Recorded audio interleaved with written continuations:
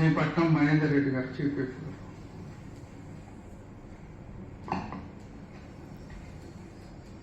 అధ్యక్ష, రంగారెడ్డి జిల్లా చేవెళ్ల షాబాద్ మండలంలో పారిశ్రామిక ప్రగతి కోసం ప్రభుత్వం సుమారుగా 3,000 ఎకరాలు రైతుల భూమిని సుమారు 2,000 మంది రైతుల వద్ద తీసుకొని TGIS కి అప్పగించడం జరిగింది. అప్పుడు నేను మంత్రి ఉన్నప్పుడు జరిగింది అధ్యక్షుని.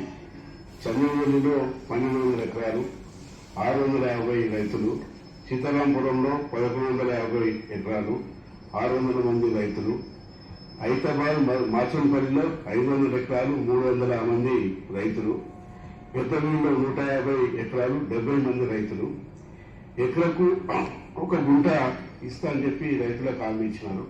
ఆ కుటుంబంలో కూడా మరి ఎవరికైతే భూమి ఇచ్చారో వాళ్ళకు కూడా జాబ్ ఇస్తామని చెప్పినారు. అప్పట్లో మాట ఇచ్చినారు. మళ్ళీ ఈ ప్రభుత్వంలో 3,000 ఎకరాలు చూస్తున్నారు. ఇప్పుడు పెద్ద పెద్ద కంపెనీలు వస్తున్నాయి.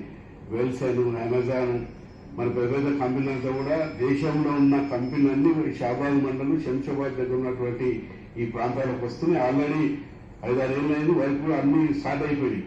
కానీ ఎవరైనా అక్కడ ఉన్నటువంటి పేద రైతు, ఇప్పుడు రైతులు ఎందుకు ఇస్తారు? ల్యాండ్ డెవలప్మెంట్ కావాలి, మంచి మా ప్రాంతం బాగుండాలని చెప్పి రైతులు వాళ్ళకు ప్రభుత్వానికి ల్యాండ్ ఇస్తారు.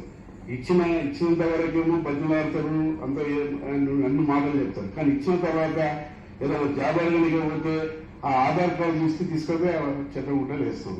ఇది మరి ఏమైనా జరగాలని జరిగే మూమెంట్ వస్తే చాలా ఇబ్బంది అవుతుంది. కాబట్టి తమ ద్వారా ప్రభుత్వాన్ని కోరుతున్నాము. రైతులకు ఏదైతే ఎకరా ఊకుంటే ఇస్తానని ఏదైతే చెప్పారో అది ఇవ్వాలి.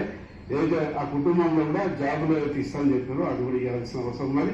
ఇంకా కూడా ఈ ప్రభుత్వం ల్యాండ్ అవుతుంది కాబట్టి మేము కూడా స్థానికంగా ఉంటాం కాబట్టి రైతులను సంబంధించి అదే మన ప్రాంతం డెవలప్మెంట్ అవుతుంది, మా ముందుకు పోతుందని చెప్పి సంబంధిస్తాం. మళ్ళీ ఏదైతే జరగాలన్నప్పుడంతా రైతులంతా దగ్గరికి వస్తారు, మా దగ్గరికి వస్తారు.